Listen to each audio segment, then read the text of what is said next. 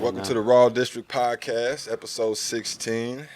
I'm your host today, White Ready. Drew Dawson out the building. He's on like a family picnic or something. We don't know what he did. He's shooting He family called photos. into the pod. He's out there eating summer sausage. To my right, I got my man Eli Brown. We got Tony Fontana in the building. Yeah, he's here. Special guest today is an actor, producer, director, writer, musician, Community man. community man, owns a funeral home on top of that. Give it up for Tyson Williams. Glad to be here. Make some noise. We're going to plug the sound in. We're going to plug the sound effects in. But no, I appreciate you, man. How you doing? I'm great. I'm really glad to be here. I've never done a podcast before, so this is the first. I'm really excited. Popping the podcast cherry. Uh-oh. So, to start, I want to start with a quote of yours. It said, I find myself choosing colors yet undiscovered. Without question, I tend to challenge the norms and only exist in a land of possibility and creativity. So I simply want to know, what does the land of possibility and creativity today look like for Tyson Williams? Well, first, I would say that my mantra and really the shoes that I live in every day, it's basically what can be, what can exist. So I kind of have this alias Dream Child. And so it's really about all of those dreams, everything that you imagine in your head. But I think we live in a world today that is, you can pretty much do whatever you want to do. You can be whoever you want to be. And I've been dreaming about who I've wanted to be since I was about 6 years old. And for so many years, I thought, I got to be in Hollywood. I got to be here. I got to make the right connections. But one day I just decided, you know what? I'm just going to create it myself. And so that's really where I'm at. Ultimately, I'm on the path to creating my own media house and producing my own film and television. So that's fire. That's the ultimate goal. Nice. We'll get into all that for sure. Definitely something I want to touch on. But before we go there, piano at 4 years old? Yeah. I was running around trying to learn how to tie shoes and still use the big boy bathroom and stuff like that. I feel like at 4 years old. So, music. Who inspired you to touch those keys? So my grandma, who she's still living, thank God. She is one of my biggest inspirations. So it's interesting. People always want to ask me about, the beginnings of me getting, being on the piano. The hard part is I don't ever remember not being on the piano. So I can't really talk about the beginning other than just the stories that I've been told, which is that, my grandma, she had the family room, and then she had the piano on the other side of the family room. And so when we were all together, I gravitate, I guess, naturally towards the piano. And so I started picking up, like, the little ditties on the commercials and things like that. And so my family, and especially my grandma who plays, she was like, we got to do something because he's not getting off of the piano. So Can't get his butt off of here. Yeah, so I would go there and I would be on the piano for hours and hours and hours. And then I remember I was 5 and it was Christmas. And the only thing that I really wanted for Christmas, I wanted a bike, a BMX bike, and I wanted piano lessons. So that January, when I was, I guess I really wasn't quite 5 or 6 yet, I enrolled in my classical training and started, actually learning how to read music. The challenge was my music teacher. So she would play whatever it was that I was, on my lessons. Okay, you're going to play this, da-da-da. And once I heard it, I didn't have to practice it. It was already in my head. Nice. I'm So jealous. That then, always helps. It always Yeah. helps. But what is that? Is that like that's not a telegraphic because you're not seeing it. But like, what would that be? Not like a phonographic memory, but I don't know what the word don't is. know I what know they're what you're really, talking about, I though, guess in the yeah. music world we call it playing by ear. Mm-hmm. So Yeah. just being able to hear something and then replicate it back on the instrument, and so it kind of backfired a couple years later because I really Started wasn't wanting to read music and learning how stuff. to read the music. Yeah. That was the problem. Yeah. So I had to start really all over with learning. Okay, this is what you're playing. This is what it looks like on paper. Okay. But I was like, Ray Charles, he can't read music. Right. Stevie Yeah, Wonder, they yeah, can't read yeah. music. So, but Yeah. really understanding the theory behind what I was playing. So, I was writing music. I still remember my first little song that I wrote, and What was that? Sorry, I'm gonna cut you off. But it didn't have a name, but if you had a piano, I could play it. Uh-oh. I'm a little embarrassed. We might have to. Rest of my have might one. have to find a keyboard here. It- Pause, I'm gonna do something. I gotta be me real quick. Yeah, do you? Yeah, we call him Officer Brown. He's like the stickler of the group. Okay, He gotta there we make go. sure- There we he's gotta go. make sure all the- We want it to be right. Is this good? Yeah. Yeah, and you can pull it back. Might if be. you're not Yeah. comfortable. Just like he's a sound police. Oh, sorry. that was said a fist away. So, but I figured because I could tell it was this way. But yeah, it needs to be in front of you. We can cut all this shit out. But Okay. You As long can as move you have what you need. You're good. yeah. And this is the first time for us using this thing. So Okay. So so you graduated from Lawrence High. Yes. What's that? The Lions. The Lions. Okay. Yep. Okay. LHS. Yep. So I take it you were involved in music and stuff like that there yeah. too. Or? Yeah. So my music really took off. So thankfully, because of my gift and because of the classical training, it really opened doors that otherwise I wouldn't have been able to walk through. Mm-hmm. So all of my teachers, they were recognizing, I guess you could call it, there was Some gifts. like a prodigy. Don't be humble. yeah, prodigy. Yeah, use that word. I never, I just am who I am. So I never really see myself with these different labels, but they did definitely. And so they kind of put a little bit of pressure on me, which at times was not fun because it was like, wait a second, you got to keep up. It's like, if you want to do this and we think you can do this, you're going to have to try to keep up. So that became a little bit much at times, but I'm still thankful for it because I never would be where I am today without that. So Right on. So you then left and you went to, am I saying it, McNally Smith? McNally Smith College of Music, yep. And that's in Minneapolis, Minnesota? Yep, actually in St. Paul. Okay, St. Paul, But Minnesota. it's like Minneapolis and St. Paul are. Speak of Lawrence Yeah, type of pretty thing. Yeah, actually, it's really like Kansas City, Missouri, Kansas City, Kansas. Oh, okay. Oh, It's it's just even a closer. river that Oh, okay. separates them. So You were that there for paints 4 years. well, no, I was in Minneapolis almost 10 years altogether. Nice. So So what's it like going to a music school or school of music compared to like a university or, well, I guess that's still a university, but you know what I mean, like a KU or something like that. yeah, you know what? It was really dope because you're with a whole bunch of people who are all like-minded. It's like everybody speaks the same language. And the best thing about it was, so if you've got maybe at me, I'm in composition and songwriting and piano performance, and then you've got the next dude that's a producer, and then you've got this girl over here, she's a songwriter, so instantly you can create whatever it is that you want. And then we had because we were sponsored and backed by even Aretha Franklin, Prince. Nice. There were Did you get to meet any of them before you go? I before you didn't go get to meet them, but I did get to meet Ashford and Simpson before he passed away. Because I was one of the top 10 students in the school, and so they said, "Okay, we're gonna take the top 10 students. Google this man. Big flips. We're gonna take you Do you to New York." And so I got to go to New York. I spent a week, I think it was, with Ashford and Simpson.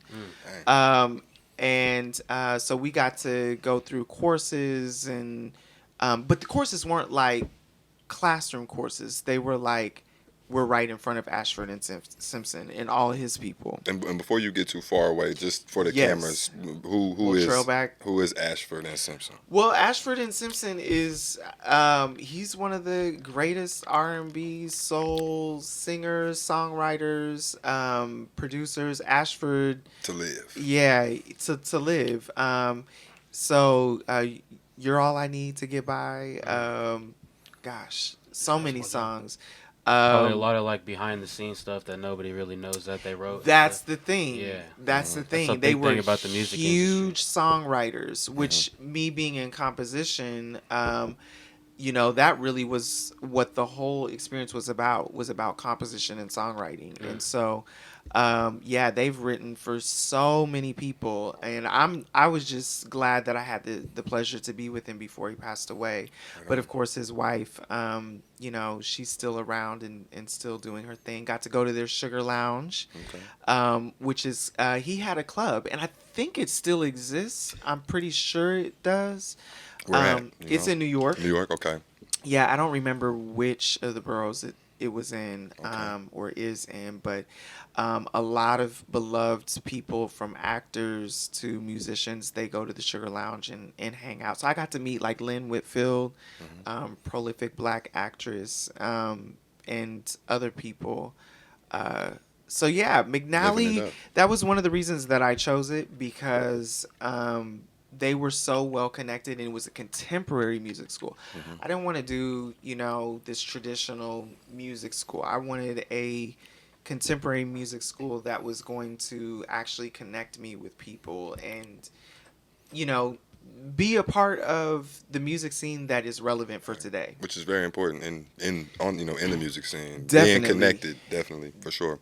So who would you say is the biggest musician? I mean, obviously, that's a very big name, Ashford and Smith, but who is the biggest musician that you've got to like work with directly, or compose with, or composed for, maybe? The biggest musicians that I've had a chance to actually work with, I would probably say on the gospel side of things, I got to play and work with Kim Burrell. Okay. And then also, Morris Day and the Times. They're out of Minneapolis. They're a derivative of Prince. And so Jerome Benton, he was kind of like the hype man, the dance man with Morris Day and the Times. Yeah. He called me one day. I didn't actually know who he was, really. And he called me and said, is this Tyson? And I'm like, yeah, this is he. And he's like, so I've gotten your name 5 times from all these different people. And I figured now was the time to give you a call. And I want you to be music director for this stage production that I have coming. And I'm like, okay. So, I'm thinking, who is this cat? Is he legit? Is this really going to be? Because when you say music director, that's a whole lot of work. Right. And ain't nobody trying to... A whole lot of hats. Yeah, a whole lot of hats. You're not trying to connect with somebody who's not legit. Yeah, for sure. So then he could tell that I was a little bit lost for a second. And so then he says, well, you've heard of Jimmy Jam and Terry Lewis. And I'm like, well, yeah, like, definitely I've heard of them. And he's like, well, you've heard of Prince. And I'm like, yeah. Like, where you getting at? And where are you going with this? And so he's like, well, Morris Day and the Times, all those people, they're my friends. And he's like, Jimmy Jam and Terry Lewis are producing this gospel stage play. And he said, I'm going to be kind of like one of the executive producers of the show. And I'm like, so then my ears perked up. And so he's like, well, meet me here at this time, such and such place. And I'm like, okay. So I'm excited, but I'm like, okay, what is this all going to be about? And so I get there, and there's this dude with these locks, this older guy. And he's like, Tyson? And I'm like, yeah. And he's like, I want you to meet this guy, Alunga. And I'm like, okay, who's Alunga? Yeah, I know. That sounds like a Street Fighter character or something. Yeah, it's like a fierce name. So I sit down, And he's like, well, you've heard of Sanford and Sons, you've heard of 227, all these shows. And I'm like, yeah. And he's like, this is the writer for all the shows. Damn. So that's what I said. I'm like, Big damn, time. like, Yeah. So that's, probably the biggest names that I've worked with when it comes to music itself. Of course, Jimmy Jam and Terry Lewis, they created, I don't want to say they created Janet, but they produced Janet. They got their hands all on Yeah, Janet. you can't say Janet without saying Jimmy Jam and Terry Lewis. Those names are definitely familiar in the music scene. Yeah. Go ahead. What's the hardest part about the music business? Like, is it like breaking in? Like, yeah, I would definitely say breaking in. And what I would tell people now is, Justin Bieber, love him or hate him, but he really made it clear that, you produce your music, you get it out on YouTube. And of course, at that time, now it's like everybody's discovered on YouTube. Oh, yeah. Instagram, Facebook. Blowing up on SoundCloud. SoundCloud, now TikTok. Mm-hmm. So I think it's a lot easier, but I think the most difficult thing about the music industry right now is you have to be legit. Yeah, 100%. Because there are so many people that you're competing against. So yeah. you really have to have that sound. You've got to have your vocals right, or if you're a musician, you've got to have that right. And probably to the drive. I mean, there's so much behind the scenes with music, especially the business aspect, that people don't pay attention to. Oh, yeah, they just get that little bit of, composition, or for me, I rap, he raps as well. So if it's a music video or something like that, they're just getting that. But like you said, there's so much that goes into just that little bit of impact that you're trying to make. So Exactly. that's 100%. do you think that the business sometimes kills like people being creative? The art, yep. I think it does. Mm-hmm. I think it does. But I think, too, Stay trendy and stuff. Yeah, I think you have to, whether you're a painter, rapper, interior designer, actor, there comes this point where you have to at least take some responsibility for understanding the business until you can hire the people that can truly take care of the business like you need them to. Oh, he gave you the look, bro. Tony Bro, Fontana. he's too famous out here, bro. He don't even. He's always. I'm he don't surprised he even ain't picked up realize his it. phone We yet. run on legend. That means you're interested. He ain't picked his phone up yet. Yeah. Had to get a respect. Nah, you good. No, but you gotta. I think you have a responsibility to be responsible for your art. I like to be that. responsible I like for that. your Be gift. authentic to yourself. That's a bar right there. Yeah, you Double have I down. love to. that. So you have to understand to a certain level the business side of things, and then we were just talking earlier, but lover or hater, the thing that I admire about Oprah is that she owns everything, Yeah. and there's no check that gets passed through that she does not sign. Right. And of yeah. course, she now has groomed Tyler Perry to do the same thing. So, that's to me A lot of big things. between a Yeah, lot of people.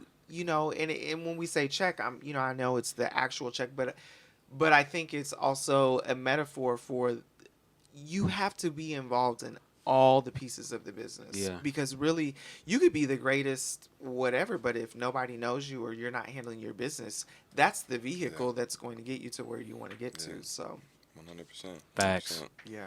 Yeah. So what do you got going on as far as like music related? I mean, like I said, I know we're doing the plays and stuff like that, and we'll get to that. But are you doing anything, musically? Are you Like just writing for yourself? Or, yeah.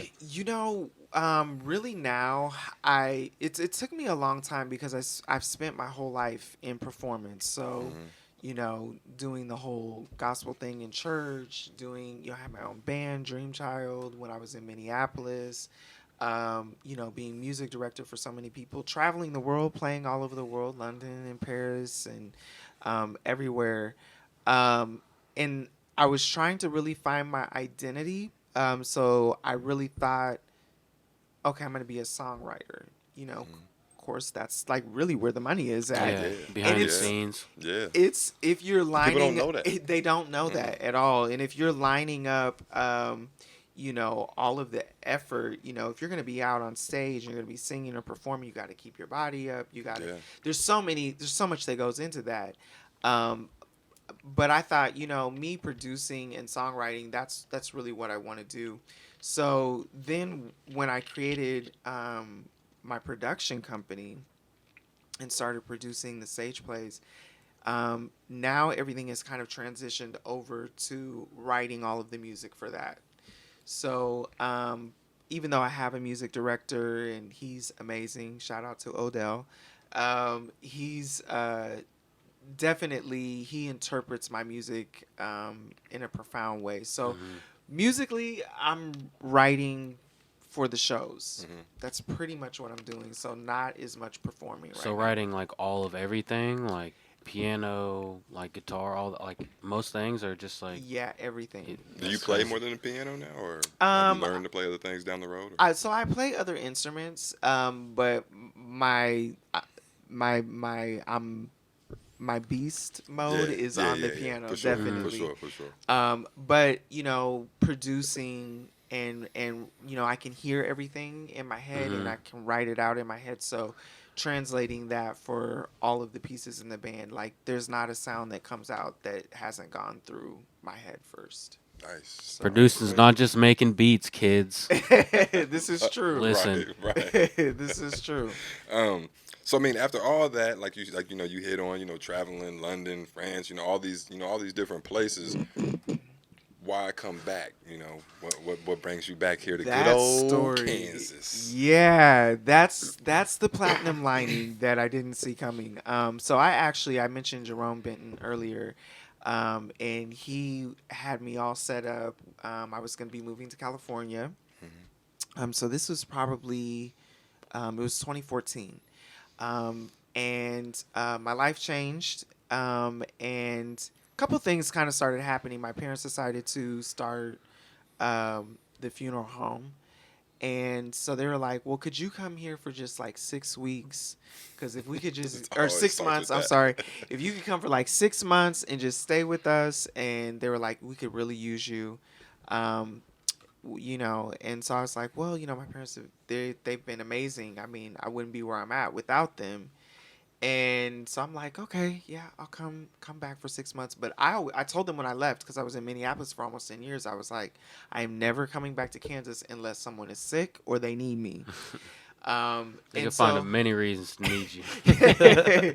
So they found the need, obviously. And then a couple months after I got back, my grandfather, he was diagnosed with leukemia. Oh, I'm sorry. Yeah. So he's, passed on. But I realized, okay, my family needs me. I'm supposed to be here for right now. And so then I started, at the funeral home, actually got a little depressed because I was, to come back from Minneapolis to here, not comparing to Minneapolis to New York or I mean, you're Chicago, doing your dream there. But yeah. Minneapolis is it's tight, yeah. It really is, and I had my whole nice ecosystem of people and performers, and like it was nothing. I could call like-minded people. Yeah, I could. There would be like 20 producers in my phone, or Nice. 15 sound engineers, or just my band and all of that. So it was depressing. And then I'm a spiritual person, and so I was praying to God, and I was like, you got to help me, because I'm like, even being in Lawrence and this whole Topeka scene, I'm like, there's nothing going on here. Man. There's no, seemingly there was no talent here. There was nothing. Like, you guys understand what it means to be a creator and artist. And 100%. There's a cap. Yeah. There's no scene at all. And so... And you're like on a completely different level too, so it's not like you can go do a show at the Booby Trap or like right. Exactly. It's nothing. Have you heard of the Booby Trap, by the way, since he dropped that name? You know what? I have heard of it. Shout out to Booby Trap. Yeah, I think I've heard of it a couple of times, but I'm not too familiar. It's like this big. Yeah, it's V small. But shout out to Booby Trap. Yeah, though. shout Anyway. out to a few Booby of them. Sorry, man. don't mean to interrupt. But then, so I was praying and I was like, God, you got to lead me. And he put in my spirit, if it doesn't exist, create it. the best things in life, everything that I have done has been nothing existed. So I was like, okay, well, if that's the case, then let me just start trying to figure this out. And I had been music director on so many shows. I did the Jimmy Jam and Terry Lewis's gospel play. I was traveling on cruises and producing shows and doing all this stuff. And I'm one of those people. I'm very analytical. I'm very detail oriented. So I'll sit back and I'll be like, okay, what did they do that was really well that I could learn from? And then I'll be like, okay, what would I have done differently? And so I would do that all the time. And I remember doing, these shows, and I'd be like, man, I could do that. I had been acting and performing, my whole life. So then I'm like, okay, I'm going to produce this show. Well, it kind of started out of this church, which will remain nameless. Oh, you got beef with them. Sure, and that's another Church thing. No Name of Christ. We can play hit 'em up. Like, You can freestyle. Yeah, play hit them up. I feel like there's so many talented artists and creators in church, but that's a whole nother podcast. I was actually gonna ask you if that's what kind of fueled your need to play music and do Yeah, music it was and stuff, definitely because I birthed out know of church, yeah. with my grandma playing. just that and gospel feeling, Yeah, that whole scene, and it could be a totally beautiful thing, and I think in some environments it is. So it's not every church, but yeah, I just realized. So what I did is I wrote the show, and I was like, okay, I'll have the church, we'll produce it. Well, it was a hit. There was 800 people over a weekend. It was sold out. We didn't do it at the church. And I kind of was up against the whole how it's producing, because I'm like, coming from Minneapolis to Topeka, I'm like, no, I'm going to produce, this is going to be a for real play. This isn't your Easter play. Like, this is going to be for real, legit. We're going to have backstage crew, And so they had a difficult time understanding what this was going to be. But then, of course, after it was over, they took all the money. And I was like, wait, I wrote this show. I produced the show. I directed the show. I brought in all of the talent. Most of the talent was not in the church. And I was like, well, damn, I can do this on my own. Why do I need the church? I don't need them to distribute my art and my work. So then that's when I was like, okay, I'm going to start my own production company, but it's going to be legit. It's going to be for real. So I hired an attorney, really created the whole business model, started putting the people in place, started putting my management team together. And I was like, you know what? After that show, I realized what I was called to do, which was to create, write, direct, produce film and television and the stage. And so that's what I'm on the track to do now. That's also kind of like a metaphor to because you had to take it into your own hands to the music industry and people taking advantage of people in the industry, and then they're like, screw that, I'm just gonna go make my own label, or just take the independent path.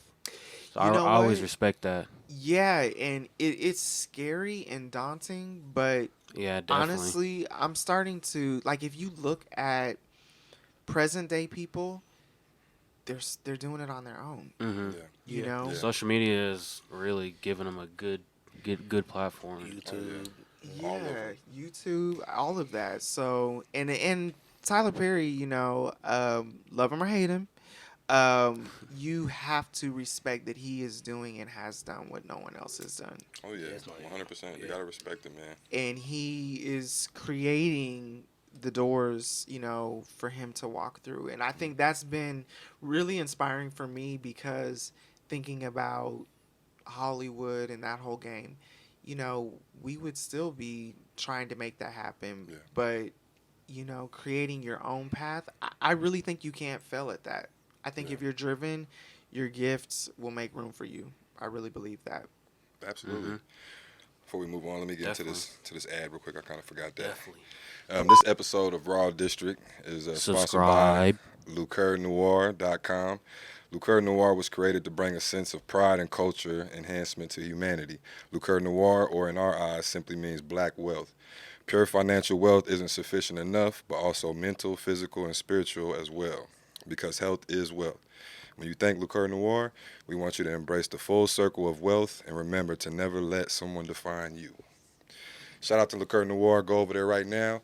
Get 10% off all purchases. Use code RAW, R-A-W. Let's go. You're Quick question before you move past that. Since you're doing television and film, where do you plan on doing that at? Do you plan on having like your own studio or just like moving around with it? Yeah, so what I'm working question. on next is producing my own short film. And I plan to do that locally. And then eventually, hopefully that will then lead me to the festivals. So you've got lots of film festivals. You have black film festivals on a national level. You have Sundance, of course, so many. there's a lot. There's some in Chicago, right? Some really big ones. Yeah. That's And decently local too. So that's there's some in Atlanta as well. So the goal is to eventually, get a large presence with that. I also have a couple of other leads. So I produce my last show, which was Smoke Behind Closed Doors, which was Yeah, I wanted to get into that. So. yeah, and so through that, Good I've been able segue. to connect with Howard Schultz, who is the he was the former CEO of Starbucks. So he Nice. basically created Starbucks to be what we know it today. And so he's interested in my script. So big things. the goal would be to try to get that out. I'd love to be able to turn it into a screenplay for film. Absolutely. And before we move too far, past that, elaborate a little bit on Smoke Behind Closed Doors. What is that? Smoke Let Behind the Closed people know Doors. exactly what that is. Yeah, so It sounds exciting. I mean, It I is. want to go check it out. It is. So it was my last show. I got a call, or actually not a call. I ran into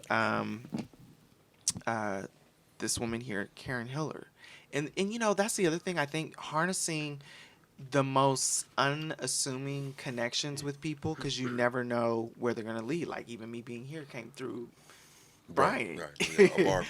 A barber. Shout out Brian. Yeah, Brian. We love, He's we amazing. love Brian. He's amazing. Giving He him is. He tapers. really is. He's really like becoming one of my best friends. Man. He's pretty dope. But Karen Hiller here in Topeka, she's a city council woman.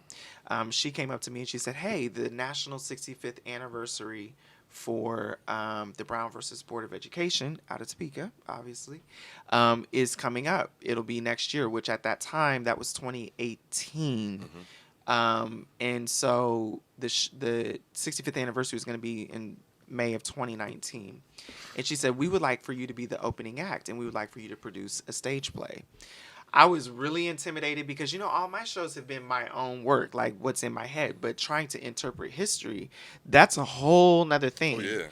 So I literally had to take myself through like my own college master's course through the Brown versus Board of Education case in 1954. And, we're pretty much probably all in the same generation. So we didn't, there was maybe a page in the textbooks about the Brown versus Board. Yeah, it was skimmed over. It was skimmed over. One third. Maybe a little paragraph. Man. So I knew Linda Brown Thompson. I knew she was like the front woman of the case, for all that I knew. But I had to educate myself, and really, the things that I learned were fascinating. So then I started interviewing the plaintiffs, which they're really old now. So being able to get into their homes and hear their stories. That's all. You're also a journalist then too. Yeah, actually, that whole real. thing Yeah. got Incredible. birthed out of that. I had an amazing time. Miss Catherine, she was the only child to actually testify in the case, Catherine Sawyer, and she invited me into her home. I was one of the first to actually sit down and do an interview with her. And so I started learning all these stories, all these behind-the-scenes stories, the things that aren't in the textbooks that we didn't know. And so I had all this material. And then I was able to write a full stage play, which really was about the Citizens Committee. The Citizens Committee was this group of individuals. They were hellraisers for justice here in Topeka, and they were the ones that basically got to Thurgood Marshall, who was basically leading the case out of New York. Thurgood Marshall eventually became the first Black Supreme Court justice. But did this show, and it was amazing. It was one of those passion projects, and probably one of the greatest things I think I've ever done, because being able to take history and interpret that and reach people, and it be in an entertaining way. It's beautiful. It really was. So my goal would be to tour that show around the country. Let's as get it well done. as Yeah, Let's it's a get it good done. idea. Yeah, Man. We should do that. This man, this tour. yeah, and then Yeah. turn it into film. So that's smoke behind closed doors. Nice. awesome. Nice. Has what's been going on, like COVID and everything, has that kind of slowed anything Man, down? COVID sucks. I hate giving COVID press, but since he asked, Like entertainment I industry, mean, how just can you get away kill from it all. Yeah. So I was supposed to be, so the whole Misfits, which I'm sure we'll get into, but the third installment of the Misfits, I was planning to do that. Actually, we would have been on stage in this past August. So we were just beginning to start pre-production in January, and then of course the bullshit hit. Man, that's the perfect That's word what we're gonna for call it. you. Bullshit. The bullshit. Jeez. That's all you are. But Jeez thankfully, Louise. I just had my table reading last weekend with all of the cast. So we have just begun pre-production. We'll have part 2 of the table reading next weekend, and then we'll be going into rehearsals right away. So I did the table reading virtually. So we're doing Zoom. Shout out Zoom. Yeah. That's the way of life now. Everything is Zoom. It works. We're trying to figure out our Zoom so we can incorporate that to the podcast. We're gonna have a Zoom episode, but it didn't happen. I Drew didn't figured want out to. a couple other things. If you got some tricks, let us know. Yeah, I'll let you guys. There's this whole other thing that I'll turn you on to, because Zoom can be interesting, but I think there's some other broadcasting things that are really dope that you might be interested in. But yeah, that whole virtual experience and producing, it's virtually that's what it is. And I was kind of down, but James had told me, he's like, you know what, you need to just start doing it. Like you just need to. I'm like, you know what, you're right, because I felt like depressed. I mean, I think all of us were depressed during, like, when things started hitting, and it's it like starts like eating at you, and then you really do want to do something. Like, it's like all of your stuff comes out because like you have all this time, and exactly. And I especially like being a creator, like if I'm not creating, I feel like I'm just completely wasting my time. Like you're broken. Yeah. That's how I felt. Yeah. I felt completely broken. I'm like, I was having a conversation today. Shout out to Flavor Wagon.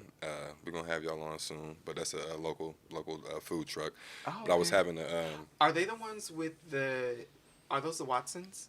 I don't know. Maybe they might be connected. They're like the health. They put the health spin on down south, like Southern food. That may be them. Yeah, but they're great. They're Flavor fire. Wagon. Yeah, check them out. I gotta check them out. But anyway, I was having a conversation with Trey Come on the show. Jordan, Trey, the owner, and he was saying like the COVID was, like almost like a blessing in disguise for him, because he had a job and he was having cooking was his passion, and he wanted to get into that and wanted to do a food truck, and he was going to do both like most people would. Juggle both. You have your stability over here, and then you have your dream over here. And he was talking to some people, and he was like, "No, man. Like, if you want it to work and you want to, really go in with it, you need to dive in, jump in, head first, type of thing." And so then, he was still kind of hesitant, and he was saying, COVID happened, so he got laid off, so he had no choice. He was like, I have this dream over here. I have my baby over here. I'm ready to go ahead and put it in, and it worked out for him. So, I think, even though COVID is bullshit. Forget COVID, but I think it was a blessing in the sense of making people do just that. And I haven't, and that was just one story. Like I've heard other people saying, like Raw District. Yeah. Yeah, Like, honestly, honestly, 100% Raw had District. Yeah, extra for sure, time, for sure. Even this, like I was trying to do my own shit too, and like I didn't want to do music anymore. I mean, I did, but like I just couldn't at the time. I just didn't have the motivation. So I was like, man, I just want to talk. I just want to tell everybody how I'm feeling, and But now we here. to back on track with Tyson. Like you mentioned the Misfits series. Yeah. So explain that a little bit and what inspired that? Because that's completely different from the smoke behind closed doors. Isn't that that's a little bit more your baby, isn't it? Yeah. So the Misfits was how it all started with my production company.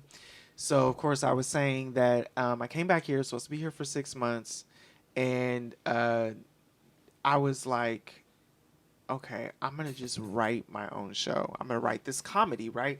But I like comedy and suspense, and so I started thinking one night, and my great grandmother, Lord rest her soul, and her sister, my auntie, Lord rest her soul,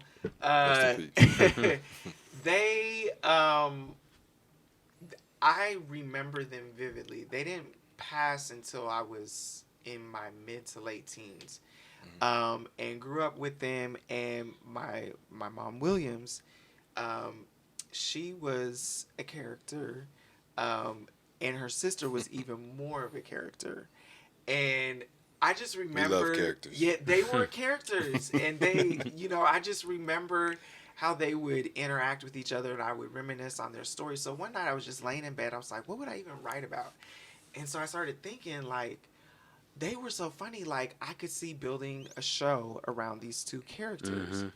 So I did. So the first show was the Misfits Christmas. So it's really about, and the irony of it all is that there's this villain, and he's really like Donald Trump. And Boo. yeah, boo, definitely boo. He took You're a big fired, Donald. Get him out of here. You're fired. There were even references in the script to him, not favorable ones. And so I built this whole show and this comedy, and it's really about these two old ladies that are seemingly like Batman and Robin. But their capes are jacked up. Like, they have good intentions. Hell yeah. They try to save the day, but their plans just don't end up... Janky promoters for superheroes. They don't quite end up working out. And so they get themselves into issues, in trouble. More trouble than what they already were in. That's funny. Then they try to dig out of that, and it just is this cycle. So then I wrote the Misfits Revenge, which picks up where that left off, because basically they end up getting a check from Mr. Van Blair, the Donald Trump, a $250,000 check, because they had been wrong. Exactly. They had been wronged by him. Their whole family had been wronged by him. And they were like, basically, if you don't give us this money, we're going to all the networks and we're going to expose you. So he gives them a check. At the end of the show, though, checks don't always cash. So they go all around the country, go to the casinos. They're spending all this money. They save the day, save the family, and then they get a call from the feds. Oops. This check has been canceled as fraud. You have so many days to return all the money. Oh, man. That's fire. I like that a lot. That storyline got me hooked. Yeah, it is very suspenseful. So then they end up finding Van Blair's house. They go to his mansion, which we actually shot in a mansion. Like, my whole promo for the show was shot in a mansion. Nice. And so they think that they're going to try to take Van Blair hostage. They kind of do. They connect with his side piece hoe, Janae. And shout out to side pieces. They're basically like, side look, pieces, man. we'll let you in on a little cut of this money if you help us out. And Van Blair, he ends up getting them again. And so now they are trapped in his wine cellar in the basement. And that picks up the show that I'm going to be producing this summer, Extortion, the Misfits, because right now Nice. they're trapped in Nice. the basement, along with lots of other characters. And Is that released or is it? the show, Yeah. the title, it's out? Actually, you know what? This Where's it is out? the first forum that I'm actually publicly releasing Extortion, the Misfits. Shout out. Right Raw here. District breaking You news. heard it now, right here. Hey, that's All what's up. Definitely gonna play exclusive. it too, Tim. That's what's up. I just That's what's realized up. that. Yeah, That's you what's guys All are up. the exclusive. There it is. Yeah, so there's lots of characters. There's, we meet Percy and Pebbles. We meet their brother and sister, Uncle Otis, played by Okay. myself. Nice. Okay. He's a character. Cameo. So that's a whole new character to the show, and Aunt Flossie, their sister.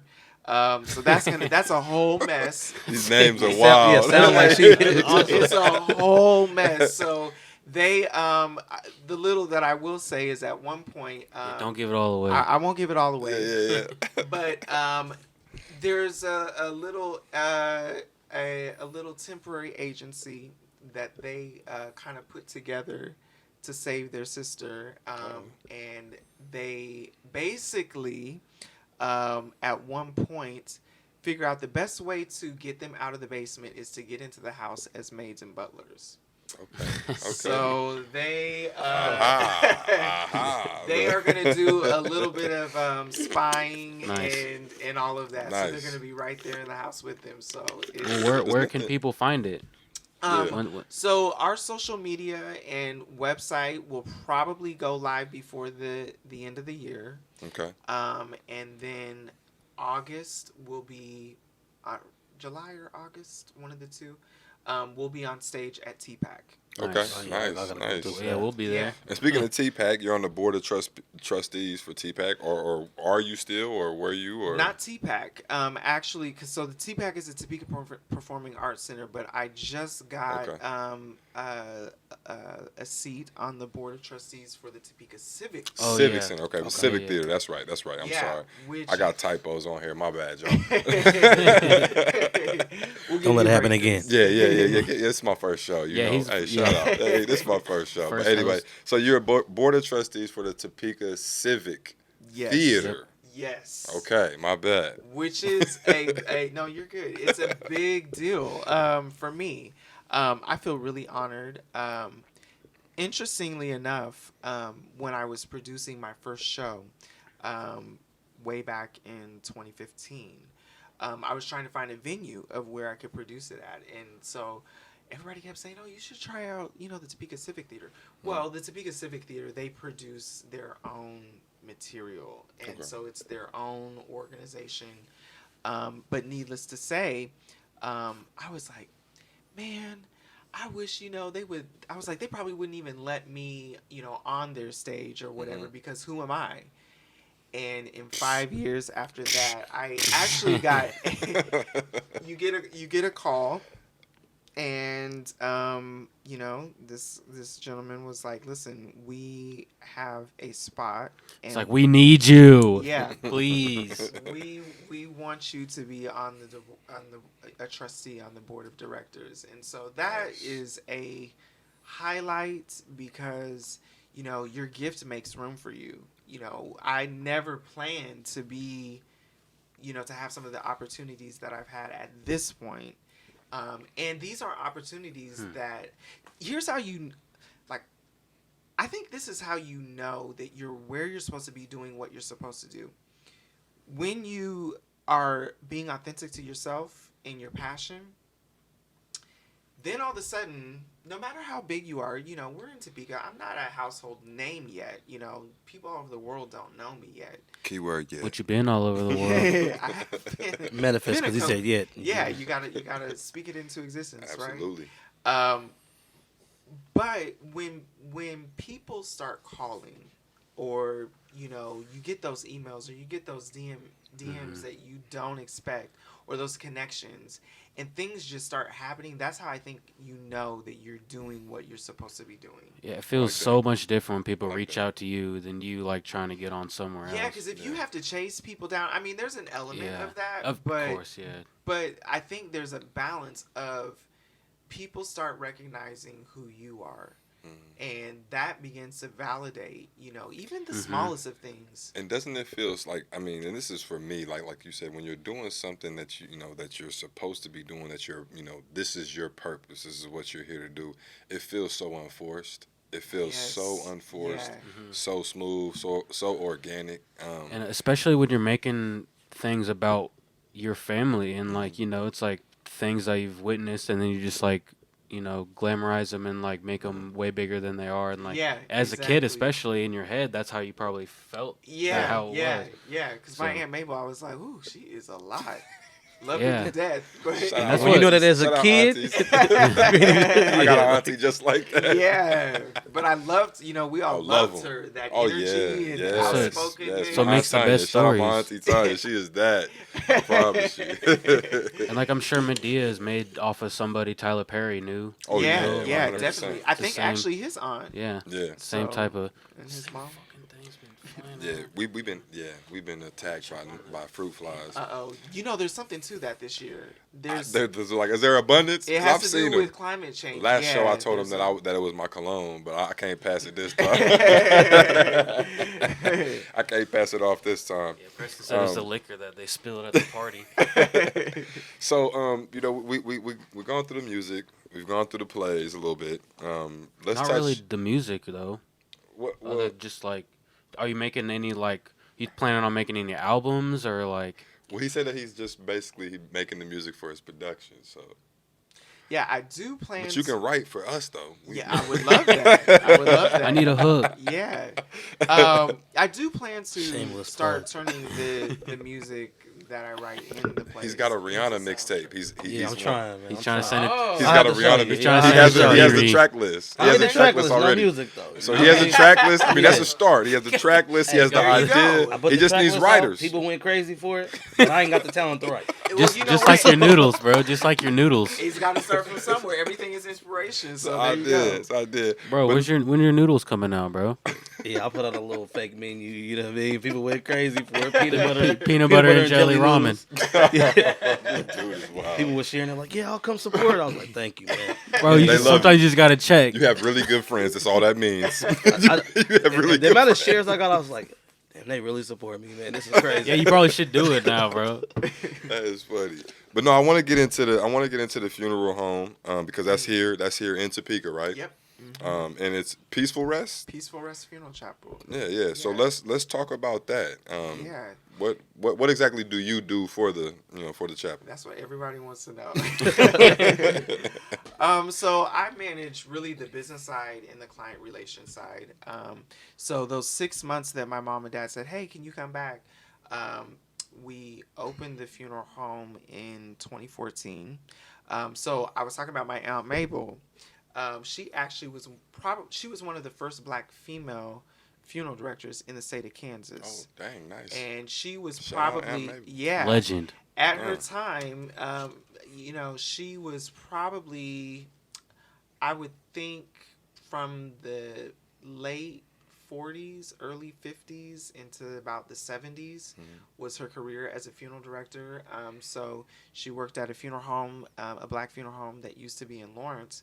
And so my dad was raised in the funeral home. Like, he would go to the funeral home. He and all his cousins, they play hide and go seek, and casket room and all that stuff. Hey, that's different type of scare. That's a bad hide and go seek game right there, yo. It's a whole nother level. So when I was probably about 10 or 11, my dad decided to go to become a mortician. So he went back to school, worked for a funeral home for several years. And then in 2014, decided, to start his own. And so I came in and was helping, to get the physical building together and then, getting the business together. And then when I quickly realized that, the 6 months is looking more like a year. And then the year was like, okay, another year. And then it was like, next thing I know, I'm representing, the company and going to here, there, and everywhere and speaking and whatever. And so it's really interesting. everyone is always curious about the funeral home because, you know, it's an element of life that most people don't get to be a part of. They don't know a lot about. Yeah, and don't know a lot about. We're on this side of the fence, and y'all are on that side of the fence. And it truly is crazy. I mean, the things that you see, the people, the characters. You know, I have so much material. In fact, Misfits Extortion, coming up this next summer, is the first show that will have a funeral scene in it. Everybody's like, you need to do a funeral scene. You need to do a funeral scene. Yeah, But I was like, that would be so predictable, you know, and cliche to my life. Kinda, yeah. But people love that shit. But hey, it's expected at the same time. I know. Got to. It's coming, and it's gonna be I'm amazing. sure Like yours will be more authentic. Yeah, it I'm will sure be. you got plenty of material. Like, imagine owning my a funeral. I can't gosh. imagine owning a People, funeral the home. family. The characters, Just the stories. yeah, the families, the stories, you know, and I love all of our client family. But you know, you have some people who are more colorful than others. And 100%. I work in customer service. Believe me, I know. You know, you're just like, wow, that's a character. You are a character. You know, and you know, it's fun because That's a good way to explain it. Wow, you are a character. You are your own character. person. That's it. That's all I'm you going know to what? say. You Just know leave it at you know that. what, man? You a Wow. character. You're a character. Yeah, it definitely describes everything that's going through your head in a PC and pleasant way. Right. But you know, the funeral home is just interesting. Now, here's the really interesting thing that most people have no clue. So, when I started my production company, you know, of course, we were rehearsing in the church basement, and I had about 2 weeks of that. And I'm a guy that marches to my own drum beat, you know. Mm-hmm. I'm like, this isn't gonna work. I don't like this. And then I was like, I need props, I need furniture, and all this stuff. And then it hit me. I was like, wait a second. I got all of that at the funeral home.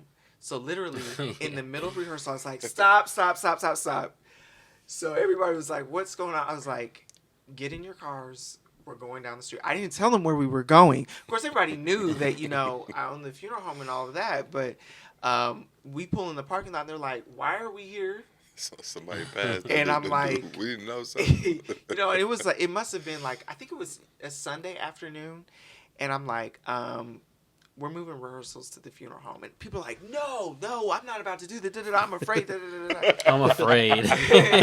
Everybody's got to die. There's too much death in that place. Everybody Yeah. died. Perform there. The good thing, though, is, you know, we've designed the funeral home. If you didn't know it was a funeral, if you didn't know, like, had a reason to be there, you It would, wasn't promoted as such. Yeah. Seems like a living room. yeah, you would have no idea. I mean, and we really pride ourselves in that. Shout That's out to cool. Peaceful Rest Funeral Chapel. Yeah. Shout out. Yeah, shout out. Shout Hey, We come are- die there, y'all. Yeah. You gotta die there. Come No rest. Come rest there. At Peaceful Yeah. Rest. Take a peaceful Die rest. sounds at very peaceful rest. dramatic. Please. Um, Please do that. So, you know, we have designed the space and the experience to not be deathy at all. So once they got in there, they realized, oh, you know, this isn't bad at all. So then it got to the point where, you know, occasionally there'd be, you know, we'd have to, you know, I'd need some help kind of transforming the space, if you can imagine what that would mean. So we would, you know, a couple of the actors, they'd be like, oh, I'll help you, da da da da da. So we actually rehearse at the funeral home. So I built all of these productions out of a funeral home. That's dope. Creativity at its finest. Using what you got, man. Use what you got. Creativity at its Yeah. finest. That's what you Oh, got to sure. do. Does doing so many different things, does that, like, I know that you, like, sleep, you can't sleep. Like, His head's scattered just listening Yeah, to it's you like- talk. Like, damn, what does he do? What else you does know, he do? music, the funeral. Hey, do you eat, bro? Right, Like, yeah. what do you eat? It gets to He's be in a simulation right now, y'all. It gets to be a lot. There, it kind of ebbs and flows. I'm a very organized person. If I weren't like OCD organized, I don't think there would be any way that I would be able to accomplish any of this. But Definitely feel that. um, That's why I'm doing what I'm doing right now. yeah. OCD Out at here its tweaking. finest. it gets to be a lot though, you know, especially in now that I've started pre-production for the last 2 or 3 weeks, you know, I haven't slept. Like literally, I've drank so much coffee. I'll be up in the middle of the night. But the best thing about the middle of the night, nobody's calling you, nobody's texting you, your phone isn't like. There it is. So it's just like stillness. Do not disturb. In fact, Yeah. all of my shows have been written in the middle of the night. Yep. Nice. Yeah, that's when I So get the nice. best writing done for sure. Yeah. My best ideas are on the pot Yeah, or in the shower. There you go. Yep. Yeah, In on the the shower toilet. for sure. In the yeah. shower, or in the It's like some bathroom. I'm in the spontaneous- In the bathroom. bathroom. Yep. Creating Yeah, shit. that's where I think of my definitely. best post. Definitely. That's where I make my best. Yeah, he's a Facebook comedian. Yeah. Yeah, you have to look him up. He was out here. Tony He was Fontana. out here He's a real pouring- live Facebook comedian. Oh, Pouring champagne we on definitely strippers' gotta asses. connect. Yeah, for sure. We'll He's make a that Facebook happen. comedian for sure. But yeah, Plug you this know, It's on one thing. What? You plug it in. It's on one. 1% battery? Yeah, one bar. Oh, it'll live. All right. We're almost done. yeah, you know, I feel like you look at all the people, everyone's stories, whether it's LeBron James, whether it's Obama, whether it is, you know, Oprah, Tyler Perry, whomever it may be, Kamala Harris. You know, you look at all these Shout out people. Miss Harris. Oh yeah. Shout out to to her. them. The new vice president. Taking that dub. Yeah, Man, you man. look at, you know, our forerunners like John Lewis and just amazing people of all colors and races and backgrounds. Michelle Obama. And Michelle Obama. Mm. These people, there's one thing that they all have in common. They're managing all kinds of things at one time, 100%. and they are trailblazing. Like, you look at them in astonishment, like how are you able to do all of that? So for me, I look at myself, and I'm really hard on myself. I always have been my whole life. But I don't think I would be where I'm at if That's I just weren't. the artist. That's it. That's like really just the artist in you, man. Yeah, and it's like, you know, you can't let time, especially being in the funeral home business. I see how quickly bodies roll in and out. They're our age. Constant reminder. They're younger than Yeah, us. man. They're Constant you know, reminder. and it's like at the end of time, your life is summed up in that one moment that people put you away, and you don't get to go back and do any redos. You don't get to, you know, figure it out again. You get one take. You get one take. So if you One want tea to that waste your shit. time and waste your life and not be making progress and not going after your dreams and doing mindless things, that's cool. That may be your happiness. But that, for me, I would be regretting my life at that point. You know, I want people to know who Tyson Williams is. I want Absolutely. people Yep. to I want to inspire people, you know, young people. And there's so much art. You think about all that's in you, all that's in you, all that's in you. 100%. Can you imagine how much, if we were able to just unleash everything that's in us We're trying. to the world, you know, We're trying. it's like there's Come so find much. it. So Yeah. there's no It's time hard. It's to, hard, man. to waste, like Nah. just being stagnant. Well, Steve Harvey said it. What was he? What was the little? There's a little video floating around with Steve Harvey. He was talking about successful people don't sleep. He true. was saying that. I Like, think I saw that on successful YouTube. people do Yeah. not sleep. Yeah. Yeah. He was saying like you might get a few, but Yeah. you better get up and get to it. And yeah, and they're the hardest on themselves because Oh, yeah.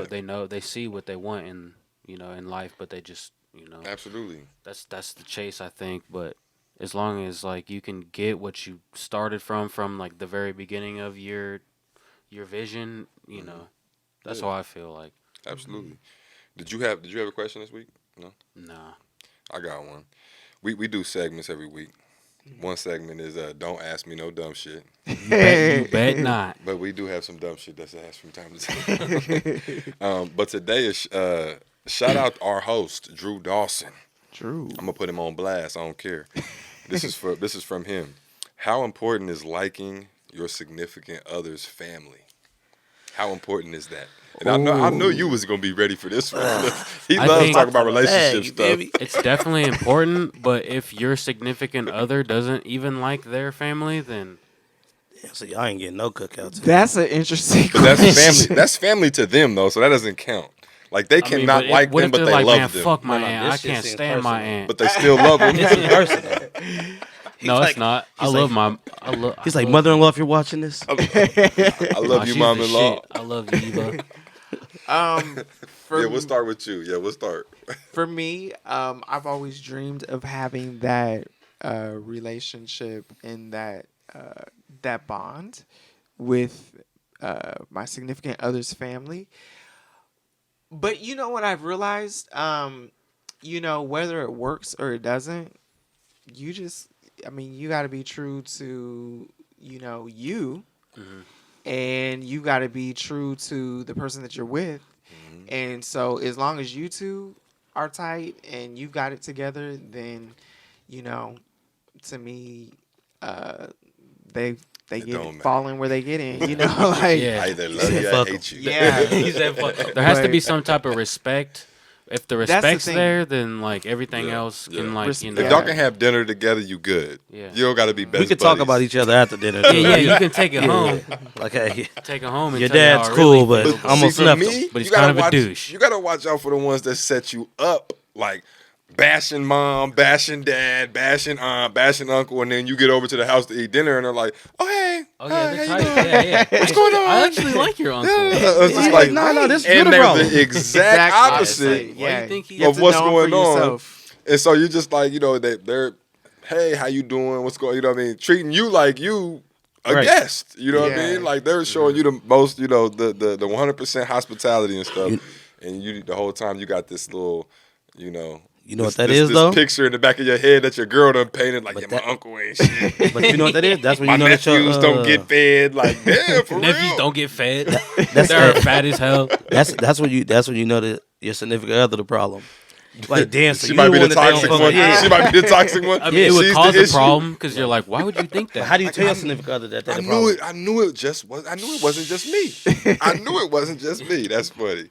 That You is can't funny. tell them that.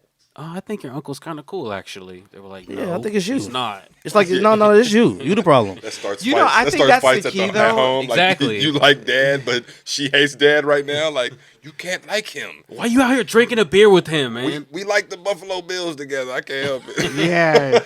I think that's the thing. Like, too, is you may not be totally, cool with the parents per se, but if you can find somebody, if you can find a brother or a sister or an auntie or a cousin. Gotta find an end somewhere. Yeah, you gotta find an Yeah, end yeah. from somebody. Yeah. And so- Everybody's So crazy shit, Bobby too, likes in him. a We'll way. give him a pass. Damn Yeah. it. Now, There's always something to like about anybody, really. You know, there's some people that are That's hard. that are completely pieces of shits, but a lot of people, there's something I would you not can like like about nothing about somebody. Trump. Most people. If I met Maybe him, if y'all drank I together. seen him. Trump. I Maybe mean, that was That's your one girl person dad, that I y'all wouldn't drink like together, you nothing could about. tolerate. Yeah, I wouldn't have anything Unless that I could. no, not no unless. he's got good No crowd unless. control. Shit, I don't even know about that. Man We're in the said, middle of a pandemic, and he That man can't get said I his spoke- crowd to Right. put 'Cause masks you know on his his face. senior chief of staff today or yesterday came out with COVID. Oh wow! Yeah, so he said, Yeah, I he talked wasn't to even the wearing the mask at the last fucking debate or whatever. bro. Yeah. When he said I talked to the president of Puerto Rico, bro. I was like, damn. Hey, but they be wanting to crack on Joe though, They do. because he's had a couple mishaps. He's So I very can't, easy to- I can't do that. I can't be unfavorable. I can't be unjust. I'm gonna But laugh I at think both, though. I was gonna say I think laugh at both. I think Yeah. just laugh at both. yeah, you got to. Yeah, definitely. But we're gonna get into these shout outs, man. We end every episode with shout outs.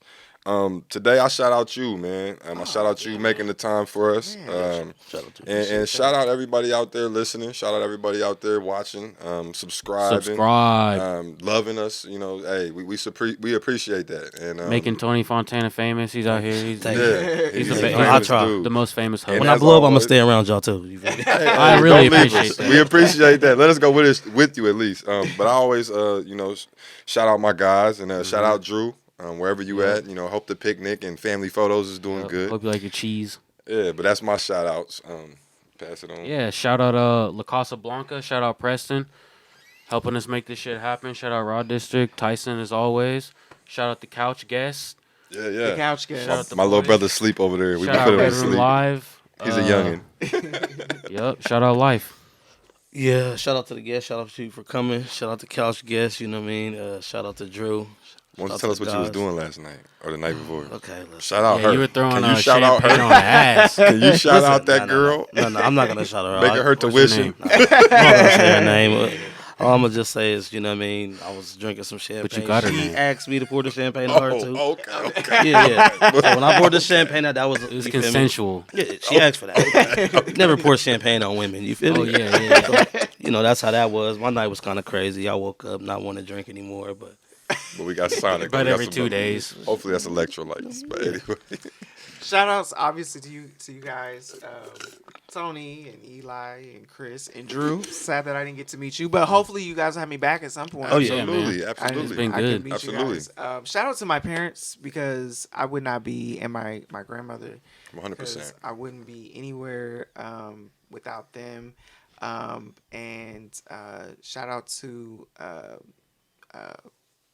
just everybody. I mean, you know what? I really want to give a shout out to all the little boys and girls across the world today. Yeah. They got to see democracy. Yeah. And Hey. that your dreams and your hopes can truly happen.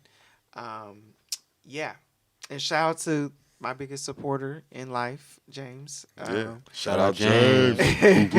Jimmy James. 100%. Yeah, and to my godmom and my executive manager, Moniece.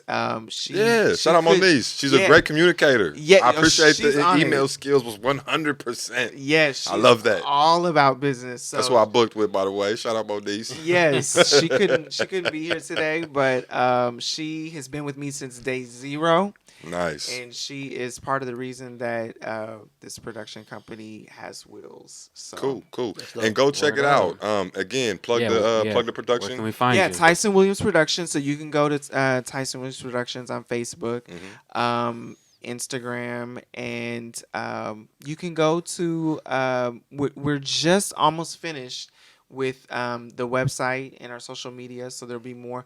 Maybe I can Yeah. Send it to us. Send Yeah, us the I'll send it to information. you. We'll plug you in. In the For Yeah. sure. link Absolutely. below. Yeah, Absolutely. that'd be great. Raw District. We out. Love Fuck y'all. Donald Trump.